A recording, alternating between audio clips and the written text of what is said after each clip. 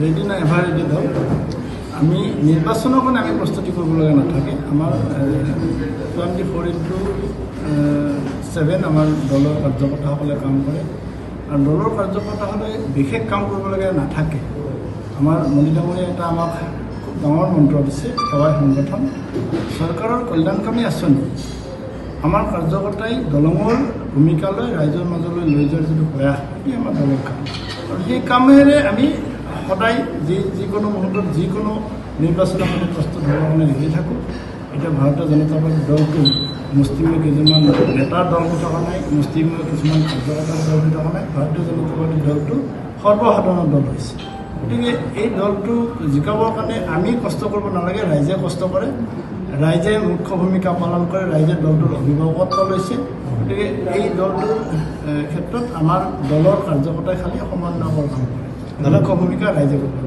কালি সভাপতি নিৰ্বাচনৰ যি তালিকা সেই তালিকা প্ৰায়খিনি ওলাব বুলি কৈছে যে প্ৰায়খিনি ওলাব গৃহ জিলাত আমি পঞ্চায়ত নিৰ্বাচন গৃহ জিলাত গোটেই অসমতে পঞ্চায়ত নিৰ্বাচন মানে বিজেপিৰ পক্ষত একপক্ষ ৰিজাল্ট আহিব আমি কোনো কথা আমি এডভান্স প্ৰেডিক্ট কৰাৰ আমাৰ প্ৰয়োজন নাথাকে আমাৰ বিগত নিৰ্বাচনমূলক হৈ যোৱা যি নিৰ্বাচনৰ ট্ৰেণ্ড আমাৰ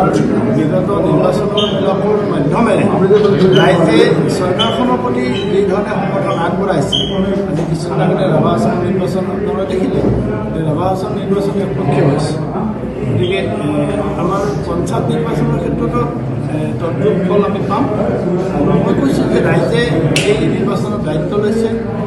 ৰাইজে চৰকাৰখনৰ কল্যাণকামী আঁচনিবোৰ সুন্দৰভাৱে পাইছে আৰু ৰাইজৰ ভাৰতবৰ্ষৰ অসমৰ সকলো জাতি জনগোষ্ঠীৰ এইখন চৰকাৰৰ প্ৰতি বিশ্বাস আছে আস্থা আছে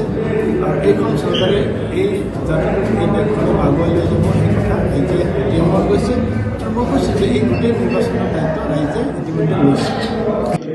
চাওক good afternoon all of you মই সেইটো ক'ব বিচাৰিছোঁ আজি দিনত আজি G D Goenka health care academy Guwahati ইয়াত মুকলিত হ'ল ইয়াত বিভিন্ন ধৰণৰ পেৰামেডিকেল কোৰ্চেছ ইয়াত প্ৰশিক্ষণ দিয়া হ'ব আৰু ইয়াত চাৰ্টিফিকেট কোৰ্চ আছে ডিপ্ল'মা কোৰ্চ আছে তাৰপিছত ভকেশ্যনেল কোৰ্চত আছে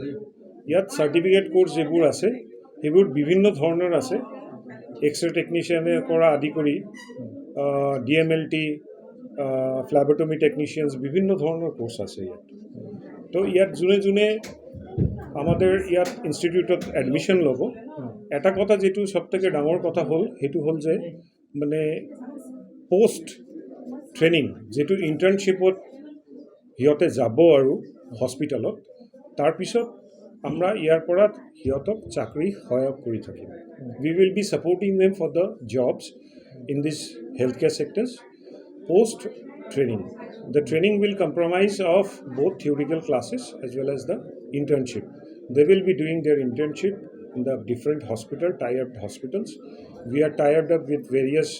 big hospitals as Apollo hospitals Fortis hospitals IBS hospital across India if a candidate is willing to do his internship outside of Assam they can do that if they are interested to